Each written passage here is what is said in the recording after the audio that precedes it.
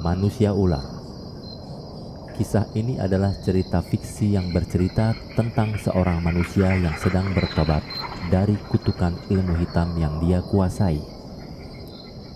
Damar adalah seorang pria yang dulunya menguasai ilmu hitam, dan dia bisa berubah menjadi ular besar. Tapi setelah bertobat, dia ingin menyingkirkan kutukan itu. Satu-satunya cara adalah dengan melakukan kebaikan di dalam hidupnya.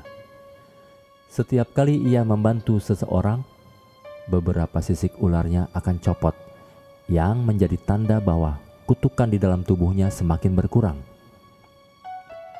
Ia pun mengembara dari satu tempat ke tempat yang lain, mencari cara untuk menebus dosanya. Nah, bagaimana kelanjutan cerita ini? Mari kita simak bersama dan jangan sampai terlewatkan setiap episodenya. Silahkan di-subscribe, like, dan share. Selamat mendengarkan.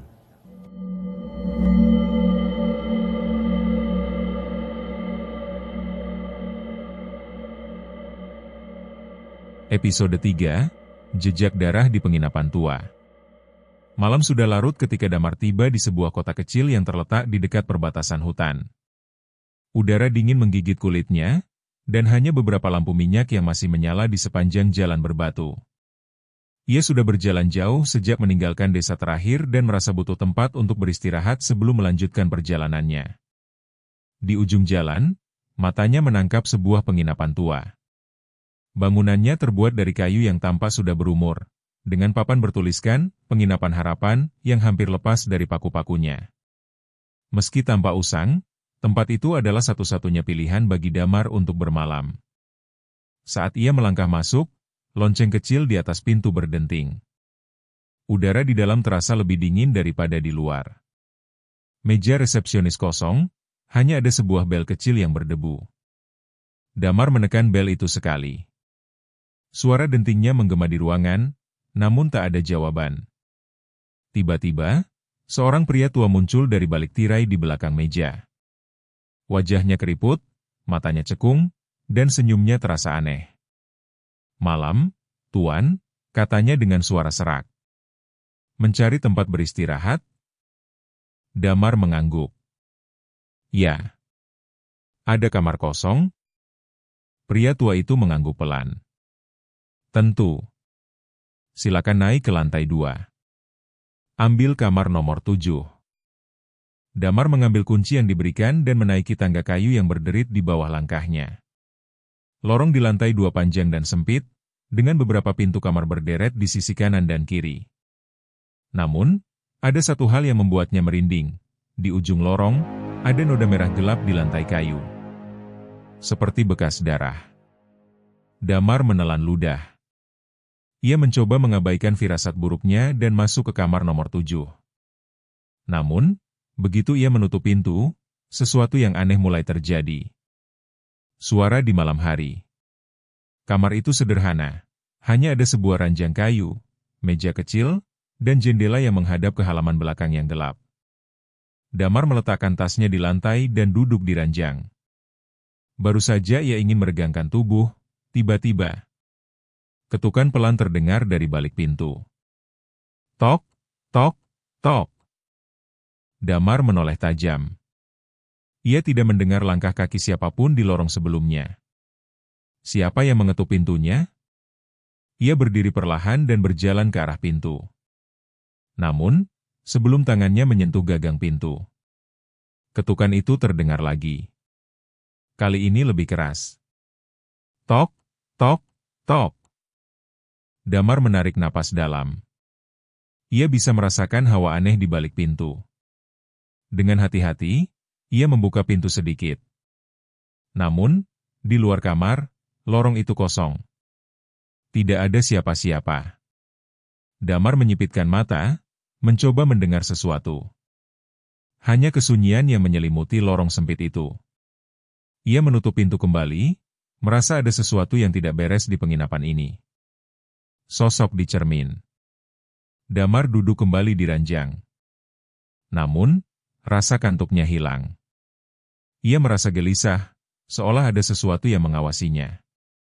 Ia menoleh ke sudut ruangan dan melihat cermin besar yang tergantung di dinding. Dan disitulah ia melihatnya.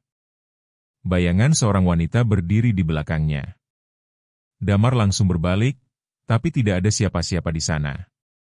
Ia menatap cermin lagi. Wanita itu masih ada. Rambutnya panjang menutupi wajahnya, dan gaunnya berlumuran darah. Damar berdiri dan berjalan mendekati cermin. "Siapa kau?" tanyanya pelan. Wanita itu tiba-tiba mengangkat wajahnya, memperlihatkan mata hitam pekat dan bibir yang sobek. "Pergilah dari sini," bisiknya. Damar merasakan bulu kuduknya berdiri. Namun, sebelum ia bisa bereaksi, pintu kamar terbanting terbuka dengan keras. Di lorong, sosok pria tua resepsionis berdiri diam, menatapnya dengan mata kosong.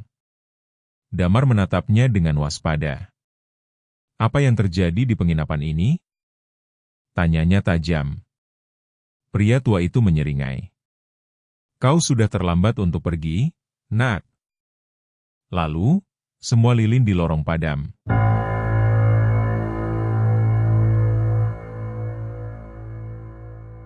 Rahasia kelam penginapan. Kegelapan menyelimuti ruangan. Damar berdiri waspada, mendengarkan suara langkah yang mendekat. Tiba-tiba, suara jeritan melengking terdengar dari dalam dinding. Damar tersentak. Itu bukan suara biasa, itu suara arwah yang terperangkap. Tiba-tiba, Sari teringat pada cerita yang pernah ia dengar tentang penginapan tua ini. Bertahun-tahun lalu, tempat ini adalah rumah bagi seorang wanita muda bernama Ratna. Ratna adalah anak pemilik penginapan, seorang gadis baik hati yang sering membantu para pelancong. Namun, pada suatu malam, seorang tamu menginap di kamar nomor 7 dan menghilang tanpa jejak. Orang-orang desa mulai curiga. Mereka mencari tahu dan menemukan bahwa Ratna terakhir kali terlihat bersama tamu itu. Desas-desus menyebar bahwa Ratna telah membunuh pria itu dan menyembunyikan jasadnya di dalam penginapan. Penduduk desa yang marah menyerbu penginapan, menyeret Ratna keluar dan menghukumnya tanpa bukti yang jelas. Ia dipukuli, dicambuk, dan akhirnya dibunuh. Jasadnya tidak pernah ditemukan. Sejak saat itu, arwahnya menghantui penginapan, mencari keadilan yang tidak pernah ia dapatkan. Damar menyadari bahwa wanita yang ia lihat di cermin adalah Ratna. Pembebasan arwah Ratna. Damar menghela napas dan menutup matanya. Ia tahu apa yang harus dilakukan. Dengan tenang, ia mengangkat tangannya, merasakan energi dalam tubuhnya yang masih menyimpan jejak kekuatan lamanya. "Aku tidak datang untuk menyakitimu," bisiknya. "Aku hanya ingin membantumu." Arwah Ratna muncul kembali di cermin, kali ini dengan tatapan sedih. Damar menatapnya dalam. "Apa yang sebenarnya terjadi padamu?" Air mata mengalir di wajah pucat Ratna. "Aku tidak membunuh siapapun," bisiknya. "Aku hanya mencoba membantu." Tapi mereka tidak percaya. Damar mengepalkan tangannya. Ia tahu bagaimana rasanya dihukum atas sesuatu yang tidak ia lakukan. "Tunjukkan di mana jasadmu," katanya pelan. Cermin mulai bergetar, dan bayangan di dalamnya berubah. Damar melihat lantai penginapan, dan sebuah papan kayu yang tampak longgar di bawah ranjangnya. Tanpa ragu, Damar berlutut dan menarik papan itu. Di bawahnya, tulang belulang seorang wanita terkubur di sana. Damar menarik napas dalam. "Akhirnya aku menemukanmu." Saat itu juga, arwah Ratna mulai memudar. Ia tersenyum untuk pertama kalinya. "Terima kasih," bisiknya sebelum lenyap. Saat arwah Ratna pergi, Damar merasakan sesuatu di tubuhnya. Satu sisik lagi jatuh. Ia tersenyum tipis. Perjalanannya masih panjang, tapi malam ini, ia telah menyelamatkan satu jiwa lagi. Dan satu langkah lebih dekat menuju penebusan.